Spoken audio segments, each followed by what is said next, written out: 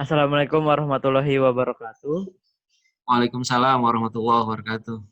Selamat pagi Pak, perkenalkan nama saya Rifki Maulana Hakim dari Universitas Muhammadiyah Profesor Dr. Hamka yang biasa di mana masyarakat menyebutnya itu UHAMKA.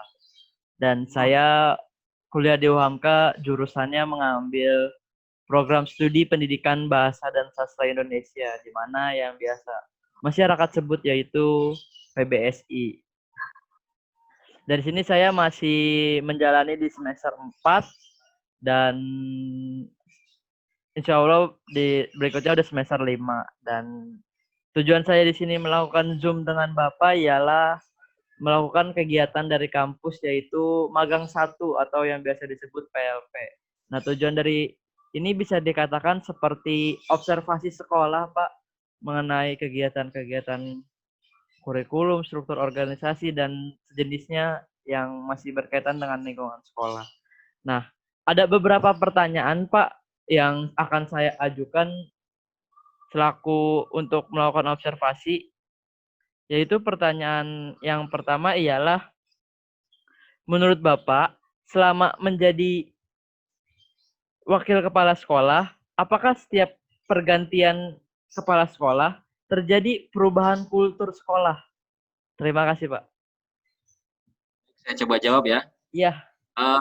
Memang sudah pasti ya setiap pergantian struktur di sekolah akan terjadi juga perubahan kultur di sekolah karena biasanya setiap orang itu punya gaya kepemimpinan masing-masing atau punya ciri khas masing-masing. Jadi tidak bisa disamakan dan tidak bisa dipaksakan. Pasti mereka akan membawa perubahan-perubahan, tapi tidak terlalu signifikan. Artinya kegiatan sekolah tetap berjalan dengan lancar, tidak mengganggu kegiatan sekolah. Artinya kultur yang mereka bawa, perubahan-perubahan sedikit, tapi tidak mengganggu kelancaran dalam berjalannya kegiatan sekolah. Seperti itu, Mas. Oh, oke, Pak. Nah, pertanyaan berikutnya tuh, Pak. Selama di masa pandemi ini, apakah untuk struktur organisasi dan tata kerja di sekolah tetap berjalan seperti biasanya? Atau mungkin ada sedikit modifikasi atau bahkan ya perubahan, Pak? Untuk struktur organisasi tetap berjalan seperti biasanya ya. Karena justru saat pandemi seperti ini, struktur yang ada di organisasi memegang peranan penting. Contohnya seperti wali kelas ya. Wali kelas itu sangat memegang peranan penting untuk menghubungi pihak sekolah dengan pihak siswa. Karena siswa tidak hadir di sekolah, maka peranan wali kelas sangat besar. Begitu juga para kepala program dan para wakil kepala sekolah. Tetapi memang ada beberapa wakil kepala sekolah yang kegiatannya terhenti untuk sementara, contohnya seperti wakil kepala sekolah bidang hubungan industri. Karena saat ini kita tidak ada PKL, karena PKL sedang di-stop. Juga untuk wakil kepala sekolah bidang kesiswaan, tentunya kegiatan-kegiatan kesiswaan selama ini berhenti. Contohnya seperti ekskul dan lomba-lomba itu selama pandemi tidak dilaksanakan. Jadi mereka memang sedang tidak ada pekerjaan. Tapi untuk sarana dan prasarana, kurikulum, kepala program, wali kelas, dan lain sebagainya tetap berjalan seperti biasa, bahkan memegang peranan lebih penting karena setiap hari harus menghubungi siswa. Beda kalau kita bertemu langsung di sekolah, seperti itu. Oh, iya, iya, Pak. Baik, bisa dipahami. Nah, untuk pertanyaan berikutnya, Pak.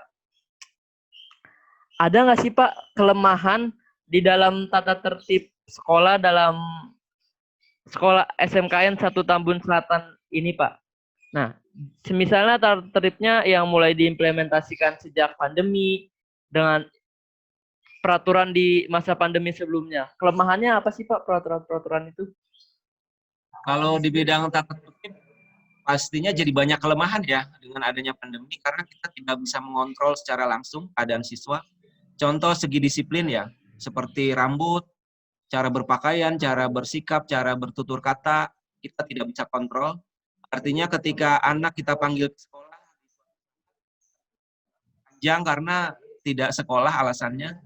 Sedangkan itu kan di tata tertib aturannya rambut harus rapi. Juga pergaulan ya, pergaulan tidak bisa. Karena biasanya di tata tertib kita itu ada tata tertib yang berkaitan dengan pergaulan. Contohnya di tata tertib kita siswa dilarang berhubungan lain jenis, apalagi sampai terjadi misalnya ada yang hamil dan lain sebagainya, itu dilarang. Nah, dengan adanya pandemi ini tentunya kita kesulitan karena kita tidak bisa mengontrol satu persatu karena mereka adanya di rumah.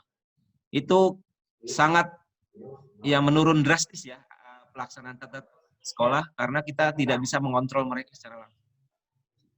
Nah, untuk pertanyaannya berikut ini nih Pak, di dalam kondisi saat ini, apakah sih kebiasaan-kebiasaan positif yang biasa dilakukan di sekolah atau mungkin diganti jadi kampanye dengan cuci tangan bersih dan sejenisnya yang sedang digaung-gaungkan oleh pemerintah, Pak? Ya, yang kita lakukan paling pada saat kita memulai pelajaran, kita selalu mengingatkan ya kepada seluruh siswa untuk tetap menjaga kesehatan, lalu menjaga kebiasaan hidup baru seperti mencuci tangan, memakai masker kemanapun pergi, menjaga jarak jika ada kerumunan, itu yang bisa kita pesankan. Terus ya makan makanan yang bergizi, vitamin kalau bisa seperti itu, Mas.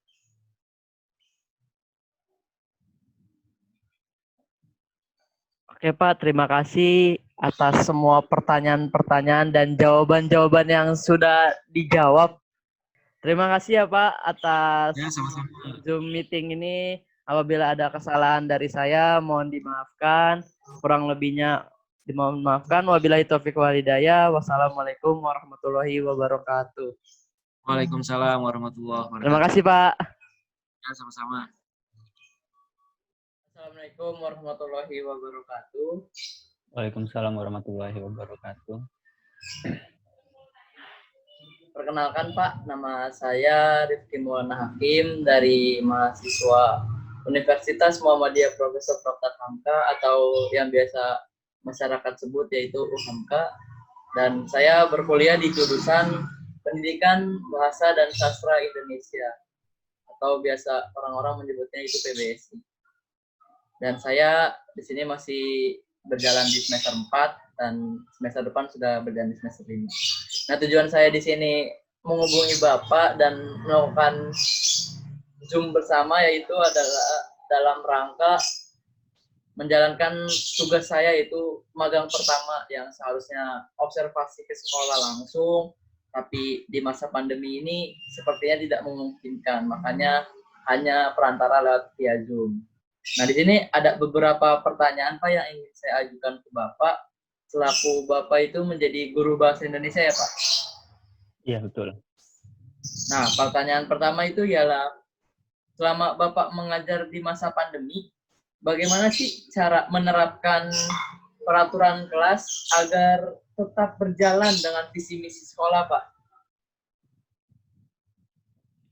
Ya, baik. Saya jawab pertanyaannya ya, Mas Hakim ya. Ya. Jadi untuk menjalankan peraturan, kemudian baik itu secara general untuk sekolah dan juga untuk mata pelajaran yang saya kebetulan ampu bahasa Indonesia. Di sini tidak bisa hanya saya sendiri ketika pembelajarannya itu masih tatap muka seperti waktu sebelum pandemi. Karena dalam proses belajar daring saat pandemi seperti sekarang ini, yang saya ketahui itu lebih dititik beratkan kepada wali kelasnya untuk memonitoring, kemudian mengontrol siswa-siswa yang ada di kelasnya tersebut. Jadi guru mata pelajaran seperti saya jadi tugasnya itu kalau saya pribadi untuk mengajar saja iya bisa, tapi untuk mendidik itu agak sulit. Jadi untuk peraturan kelas dan juga peraturan sekolah, visi misi sekolah, nah itu diutamakannya kepada wali kelas. Oke, berarti untuk menjalankan tetap berjalan dengan visi misi sekolah itu adalah ketimbang kewajiban si wali kelas itu ya Pak. Berarti Bapak selaku guru bahasa Indonesia itu nggak bertanggung jawab sepenuhnya ya Pak? Ya, karena kan memang tanggung jawabnya itu bukan tanggung jawabnya. Kendalinya itu, andil besarnya itu ada di wali kelas. Untuk pertanyaan berikutnya nih Pak. Nah, di saat sebelum pandemi pasti ada dong kegiatan-kegiatan praktik yang dilakukan. Nah, pertanyaan saya tuh ketika di masa pandemi ini tuh melakukan kegiatan praktik-praktik tersebut, bagaimana Pak? Bapak cara menerapkannya itu seperti apa? Contoh kan misalkan di bahasa Indonesia ada praktik baca puisi, muskul. Nah, di saat pandemi ini Bapak menerapkannya seperti apa Pak? Ya, pertanyaan kedua ini berkaitan tentang praktik di bahasa Indonesia. Jadi materi pertama semester 1 ini tentang teks laporan hasil observasi. Itu jadi cocok sekali menurut saya materi ini ketika kondisi pandemi seperti sekarang, karena mereka dari sebelum masuk ke SMA atau SMK, mereka sudah mengalami fase-fase pandemi di awal tuh.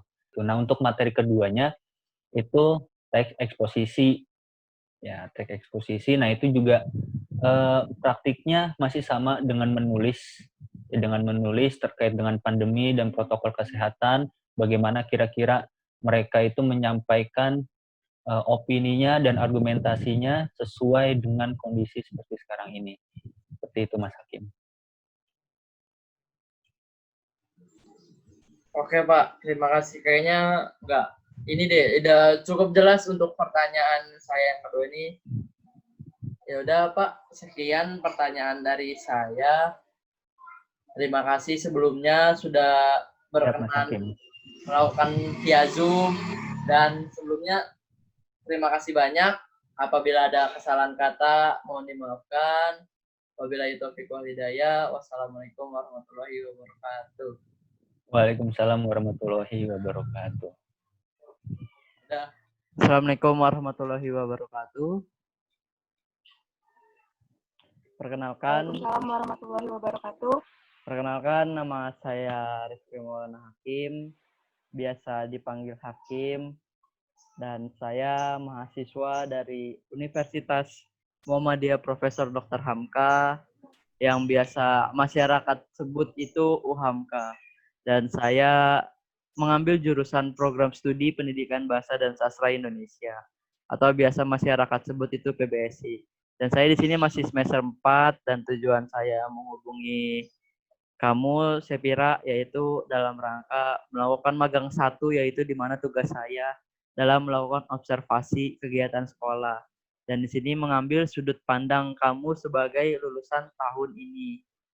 Nah, sebelumnya ada beberapa pertanyaan yang akan saya ajukan ke kamu, yaitu pertanyaan pertama, ketika kamu sekolah, pernah mengikuti kegiatan apa aja sih? Terus manfaatnya menurut kamu ketika lulus tuh apa? Apa, Pir? Waktu semasa aku sekolah, waktu pas kelas 11, di semester akhir itu saya pernah ikut bakti sosial dari Dinas Pariwisata Kabupaten Bekasi yang terletaknya itu di Stadion Wibawa Mukti. Kita bakti sosialnya itu berkunjung ke daerah Muara Gembong. Bakti sosialnya tuh dalam hal kegiatan apa? Kayak kita ngasih makanan, ngasih baju yang masih bermanfaat untuk mereka. Terus impact yang bagus menurut dari diri kamu sendiri apa? Ketika kamu mengikuti bakti sosial, apakah kamu rasa sosialnya terus jadi bertambah atau bagaimana? Iya, dapat banyak pelajaran karena dari bakti sosial tuh kita ngerti cara gimana kalau kita hidup kayak dia, terus kita jadi peduli dengan keadaan dia. Oke. Nah, pertanyaan berikutnya nih. Menurut kamu, selama sekolah di SMKN 1 Tambun Selatan, pernah nggak sih kamu melanggar peraturan sekolah dan kena sanksi? Pernah nggak? Pernah.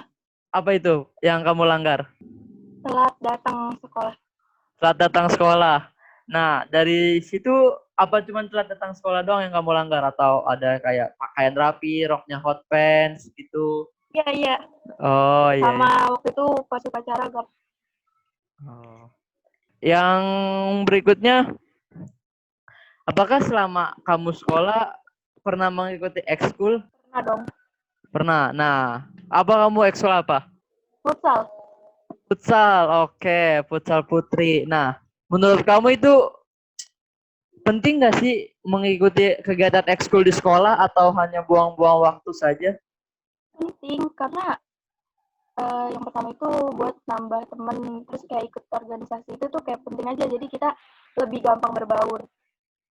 Oke.